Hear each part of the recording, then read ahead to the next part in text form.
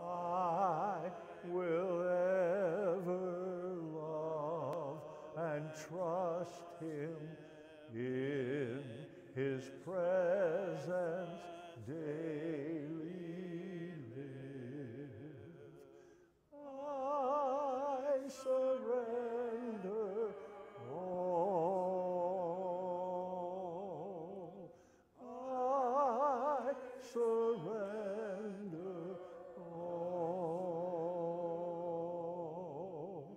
all to Thee, my blessed Savior.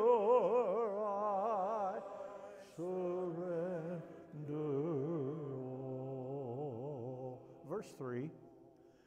Oh, to Jesus I surrender, Lord.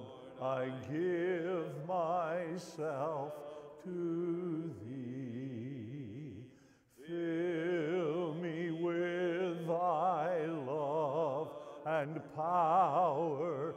Let Thy blessing fall on me.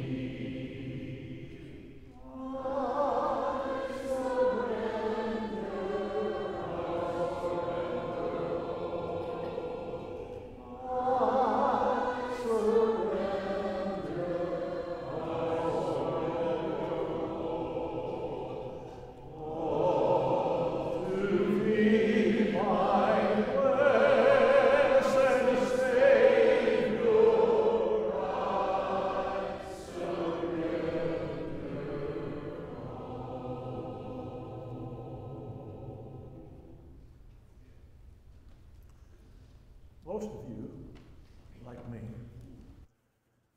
have been singing that song since we were children. I wonder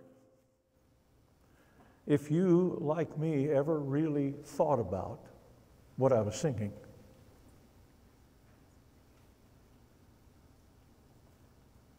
I wonder if we have actually considered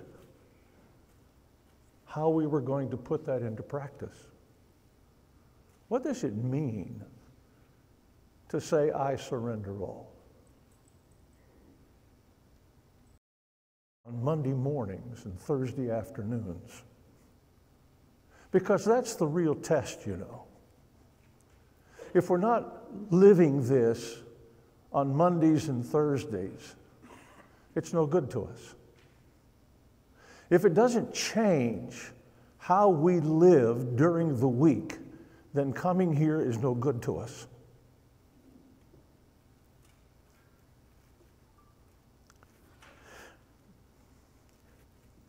Have you ever actually tried to think of specific things that you have surrendered? I would encourage you to think about that sometime. What have I given up? I mean, really. My life looks pretty much like the lives of other people. So what difference has surrendering all to Jesus made, practically speaking, in my life?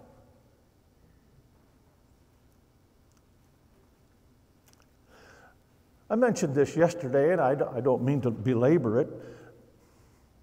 My wife's sickness and death after 40 years of marriage caused me to look at a lot of things differently than I had ever looked at them before. And this was one of them. And I learned that I had not surrendered all. I learned that I had not surrendered all. That there were still things in my life that I wanted to keep control of. I was afraid to surrender some things in my life to God because I didn't know what He'd do with them. I might not like what He would do. In Philippians chapter 3, Paul says every material possession, every material ambition, every material plan, every material design, every struggle, my health, my hopes, my fears, I have made a deliberate decision to give up control of every one of them, in order to make Jesus my only priority. All these things, Paul says, I have surrendered. In order, because, you see, Jesus has to be more important than anything. Anything.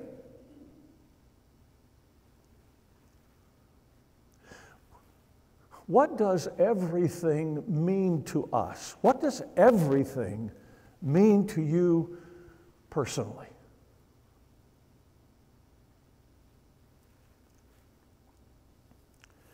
In verses 12 through 14 of that same chapter, Paul talks about attaining to the resurrection of the dead.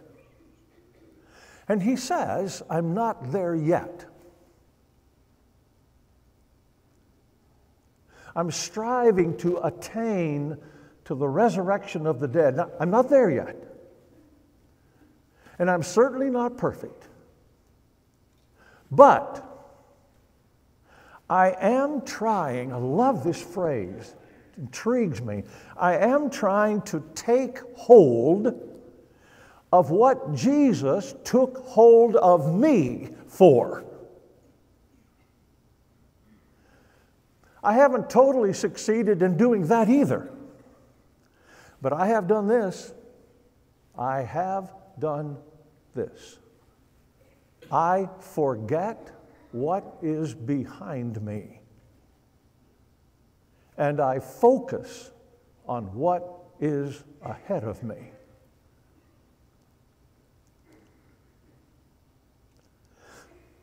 Have you ever felt that Jesus had taken hold of you for a purpose?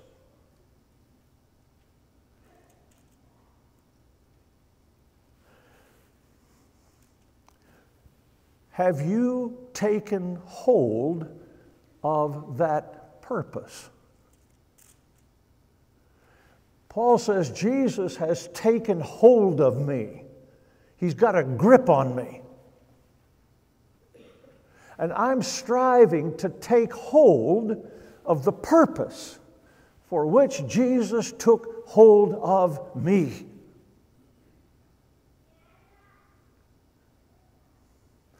Jesus has a purpose in your life. And we are supposed to spend our lives discovering and rediscovering that purpose so that we can take hold of it and get our lives focused on the purpose for which Jesus took hold of us.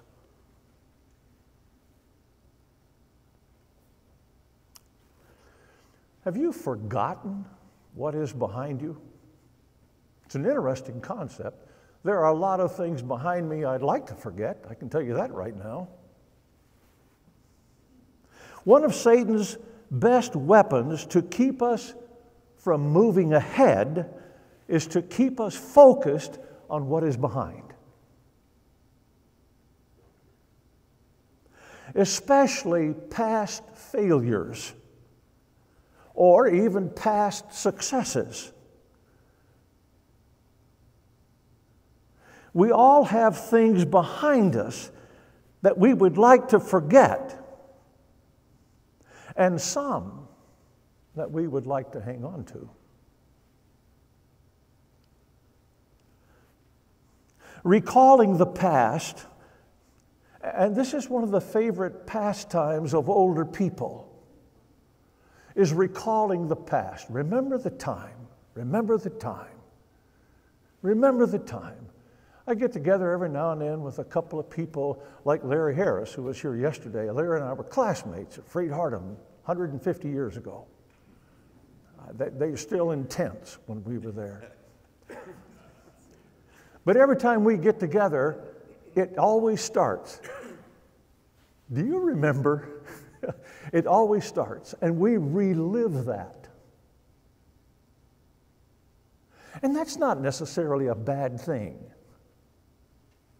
unless we allow it to keep us from moving ahead. After Judy died, all I wanted was for things to be like they used to be. That's all I wanted.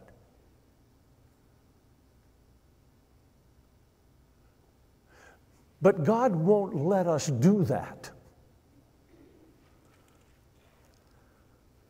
The longer it takes for us to start moving ahead, the longer we waste our lives. The question is, so how do we forget? Do you really believe that Paul forgot the stoning of Stephen? Of course he didn't. Do you think he forgot imprisoning Christians? We know he didn't, because he still talks about it in the Bible.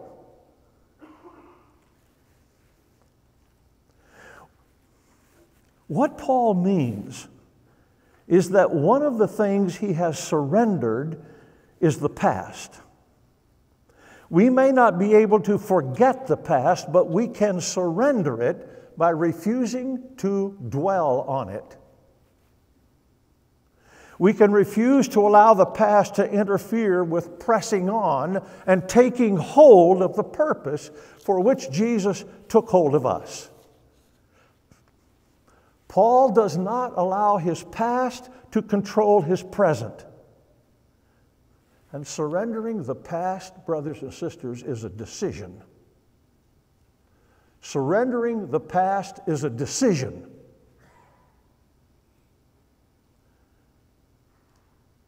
Every time the past comes crowding in, we have to take action. We have to refuse to allow ourselves to wallow in past failures, in our regrets, in the what might have beens. And we all have them, don't we? Yeah, you can nod your head like this. We all have what might have beens. But those might have beens will never be. And so it is a total waste of time and emotion to sit and wallow in what might have been.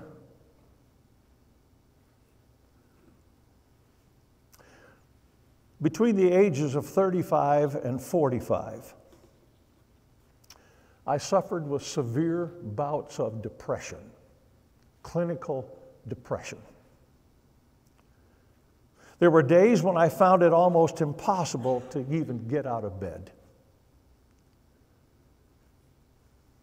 By the way, to be depressed is not a sin. Only rocks and turtles don't get depressed. But staying depressed is a decision. To be depressed is to be human. Paul was depressed. David was depressed. I believe Jesus was depressed. It's human. But staying depressed is a decision. I noticed that Judy never got depressed. At least she never showed it. And one day I said, "Why don't you ever get depressed?" You'll like this. She said, "I don't have time for it. The kids have to be fed, laundry has to be done, groceries have to be bought, meals have to be fixed, the house has to be cleaned. Depression is the luxury of the lazy and the wealthy." Well, I knew I wasn't wealthy. And you may be saying, it's not that easy. And of course it isn't easy. If it was easy, nobody would ever be depressed. But wallowing in it is also a decision. When Paul and Silas are locked in a prison, chained in irons, they were faced with a decision. We can either sit here and whine and feel sorry for ourselves, complain about the food, the bad treatment, and the injustice, or we can decide to glorify God by singing some hymns of praise. Decision time.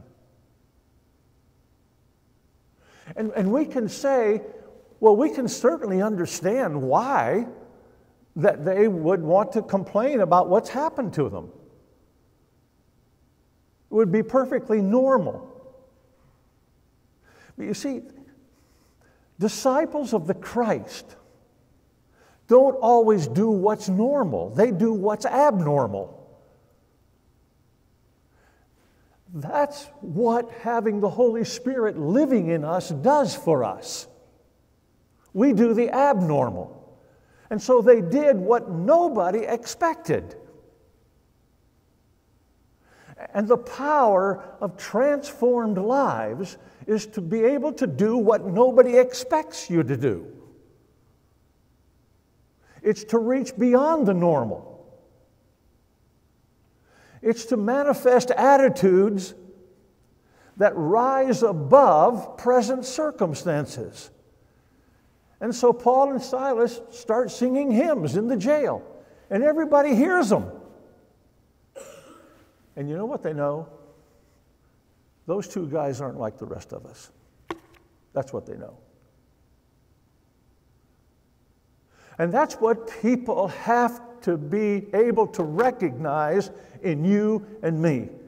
Those people are not like the rest of us.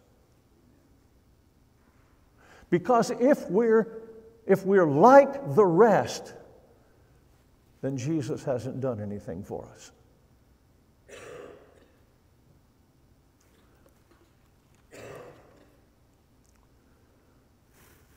Come unto me, all you who labor and are burdened, and I will give you rest. The call of discipleship is to give Jesus our past and our present and our future.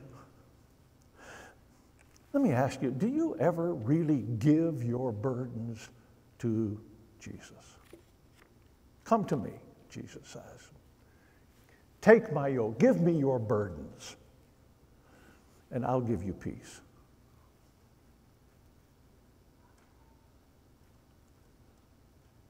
Sometimes I'm determined to hang on to my burdens so I can be in control of them. But how many of us can honestly say that our lives are dominated by rest and peace? If we can't say that, does that mean that we haven't come to Jesus? It appears that way, doesn't it? Jesus says, if you come to me, I'll give you rest and peace. And it seems to me that we do almost anything possible rather than come to Jesus. We take a little something to make it go away. When someone tells you, sometimes I see these license plates or stickers on the back bumper that say, just give it to God. That sort of ticks me off sometimes. What I want to see is a license plate that tells me how to do that. I mean, it's a nice saying, it's very trite, but how do I do that? How do I give it to God? I would love to. But no matter sometimes how hard I try, when I wake up in the morning, my problems are still there. If I lose my job, if my wife leaves me, if my daughter's pregnant, my son's on drugs, if I've just been told that I have cancer, or if my husband or wife has just passed away, if I'm lonely and overweight and discouraged and depressed because my life is a mess, How do I give that to Jesus? How do I do that? The thrust of the lesson this morning is something that I have learned through my own struggles and my own heartaches. We must surrender ourselves to Jesus. Now listen please carefully. The idea of giving our burdens to Jesus means that I see my burdens as something separate from myself. So I want Jesus to take my troubles, but not me.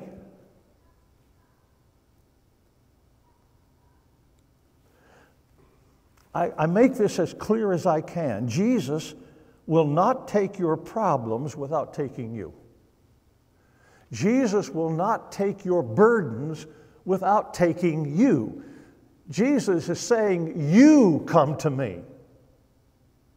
You're not going to come and dump your problems off at my doorstep and then leave. I want you. And if you give yourself to me, then we'll take care of the problems. Jesus' primary concern is not with our problems. His concern is with us. And the peace and rest that he offers is not based on removing our problems. Now, I'm saying something important to you. The peace and rest that Jesus promises us is not based on changing our circumstances or removing our problems.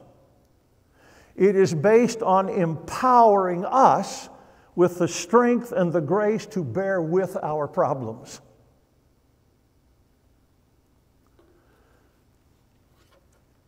And that is why Jesus says to the Apostle Paul, "My grace is enough." Paul has a burden that's so great that he says, I begged God 3 times. This is the Apostle Paul, church. This is the guy that God has healed thousands of people through the agency of the Apostle Paul. This is the same guy. And he's saying to God, now I want you to remove one of my problems. And God says, no. No, I'm not going to do it. And besides that, he says, and don't ask me about it anymore. My grace is enough for you. Oh my. And so I have to ask myself, oh John, is God's grace enough for you? Is it enough? And we all have to ask ourselves that. In the midst of all of our difficulties, is God's grace enough for me?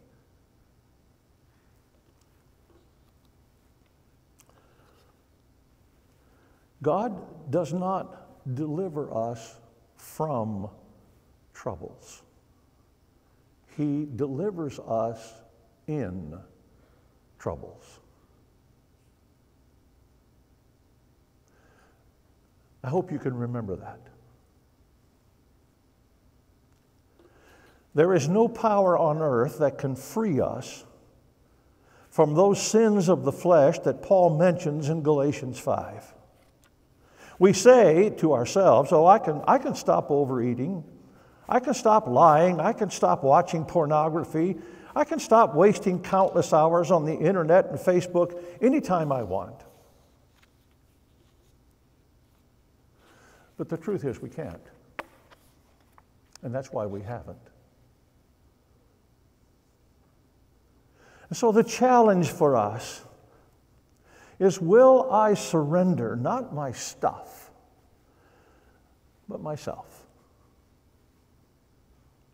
Will I surrender my doubts and my fears, my ambitions, my family, my craving for food, my financial successes or aspirations, my loneliness, my plans, my lusts, my house, my need to be in control. Will I surrender all?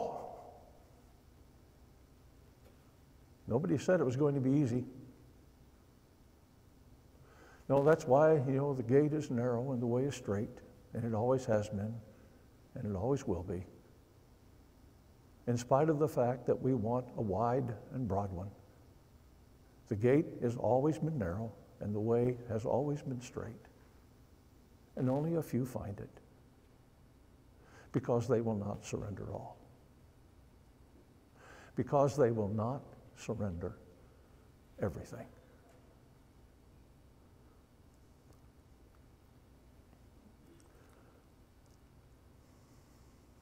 If being a disciple of the Christ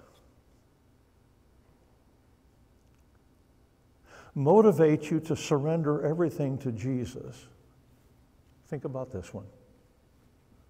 Nothing can be taken from you. You hear that? See, when Judy died, I was really frustrated with God. Because I thought that something that belonged to me had been taken away from me.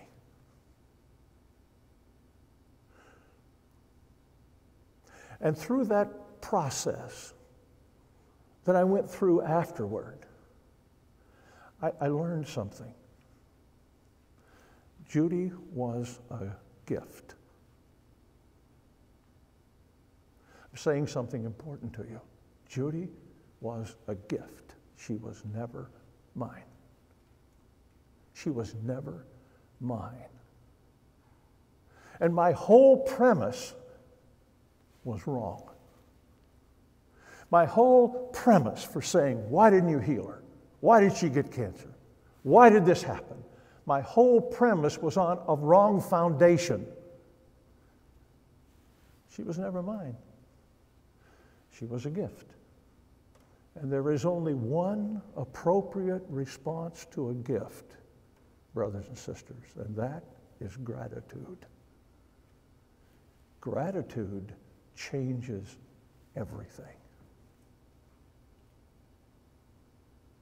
And so I quit whining and complaining, and I started saying thank you for 40 years. How about that? Changed everything.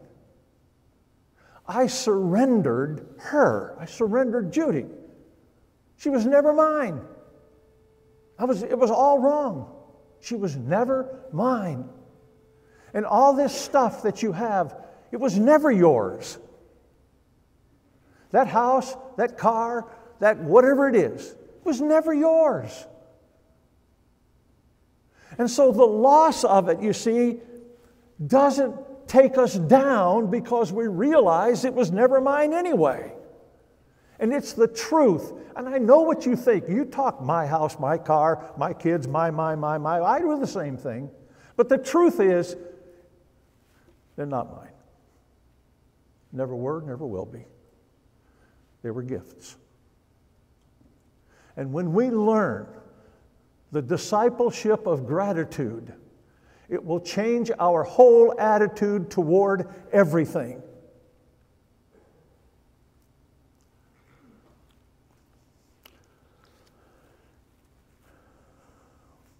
If you came here this morning weary and burdened, you don't have to leave that way, you know. Unless that's what you want. You can have the peace and the rest and the joy that comes from discipleship of surrendering everything to God. And so, we close. Can we sing, "All to Jesus I surrender," understanding what that means? All to Jesus I surrender, all to Him I freely give. I will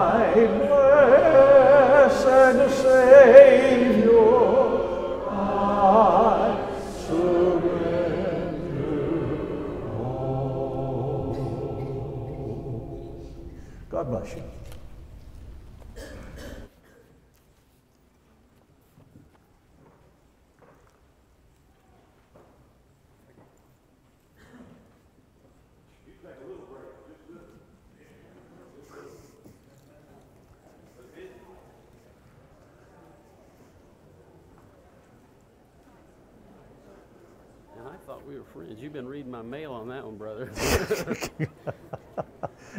I've been reading everybody's mail, including mine.